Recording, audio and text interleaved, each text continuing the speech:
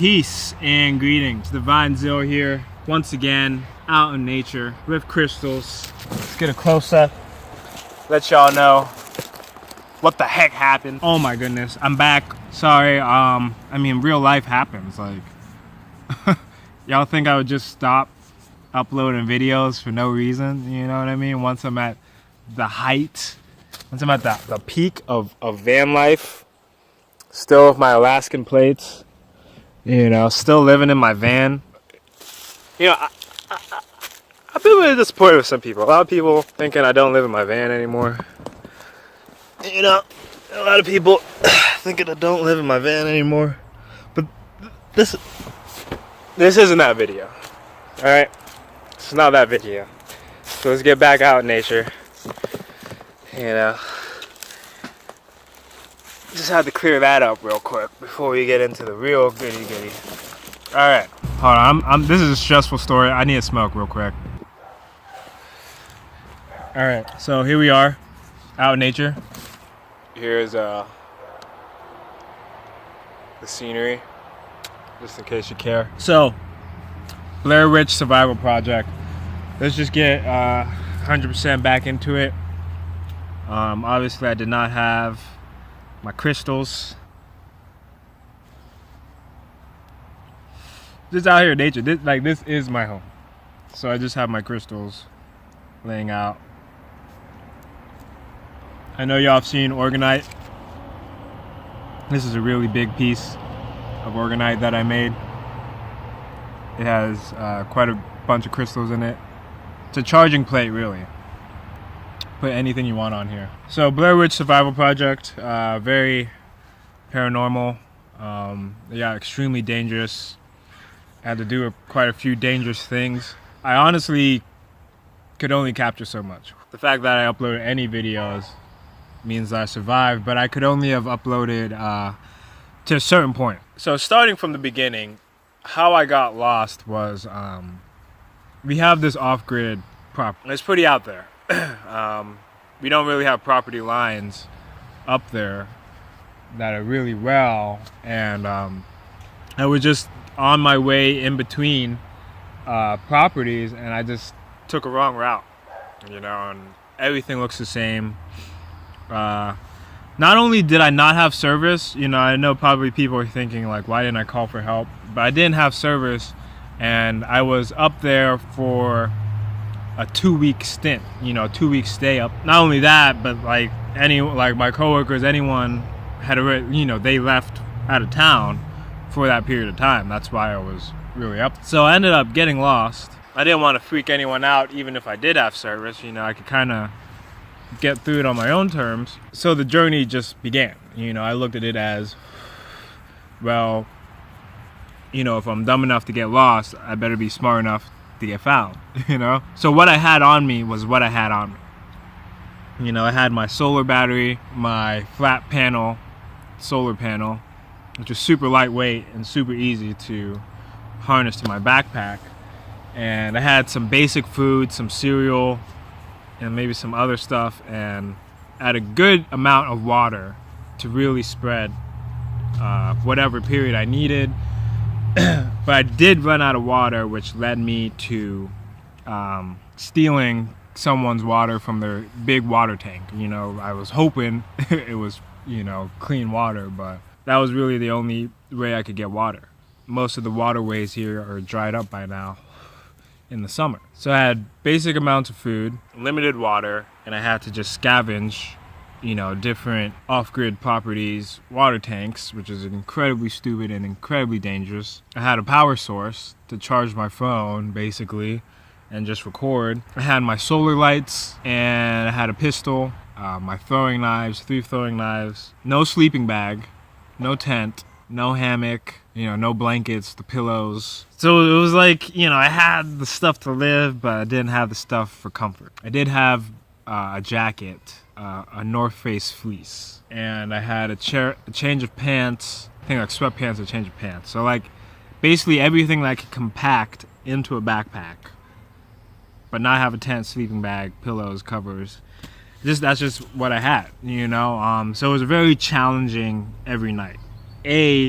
to find a secluded place on a hill, so it'd be kind of out of the pathway of other animals. Just have a makeshift campsite, you know, basically just get some brush, put it all together, and sleep on it. It was very difficult. I honestly hadn't been camping in quite some time, so it was kind of a quick wake-up call to getting back in touch with nature. But I was luckily safe enough, you know, because where I'm at, there's bears, mountain lions, you know, skunks, anything, everything.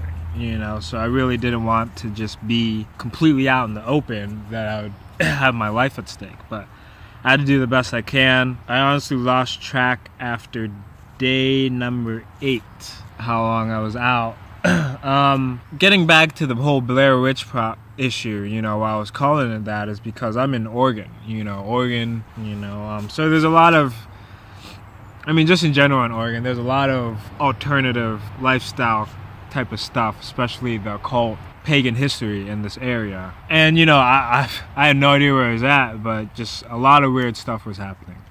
I heard a lot of weird sounds. Like in one of my videos, I woke up and someone had gone in my bag, took my light, and hung it up in a tree, you know, which was completely spooky. To have just like get up in the middle of the night and completely move and find a new camp spot was pretty difficult. That was pretty creepy. The weird sounds,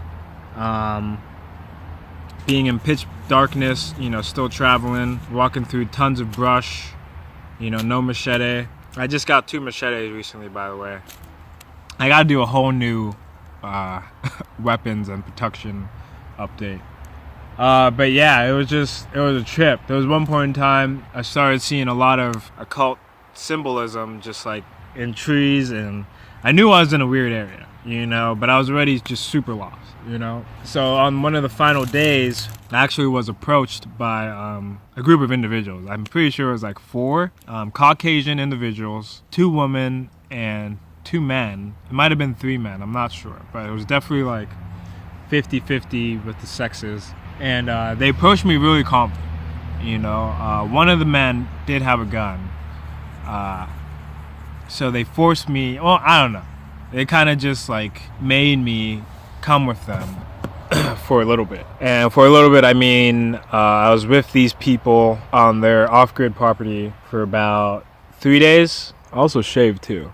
They got me to shave. They said that my facial hair was hiding my beauty, believe it or not. Yeah, at first I was kind of put off. I think their property was about 10 acres. Of course, they grew marijuana, which, you know, didn't bother me. They made sure to ask if it bothered me or not.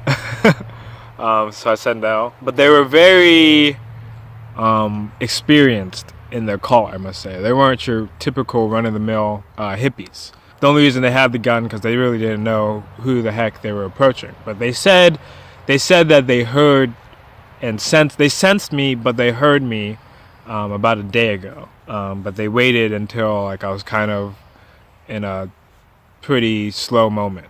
But yeah, long story short, you know, they shared a lot of information with me about their practice and the tradition that I think 4 of them followed. A lot of meditation. Mainly, I was doing void meditation. They didn't want me to have any thoughts on my head. We did do a lot of yoga, which was really cool. With each and every single one of the 4 individuals, I had kind of a super deep, life-changing, soul-enhancing conversation. They gave me a lot of food. Interestingly enough, none of them ate meat as well, mainly because they just grew their food.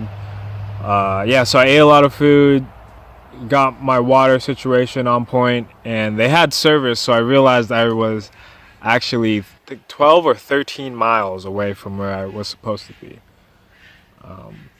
So I was like a week of just wandering.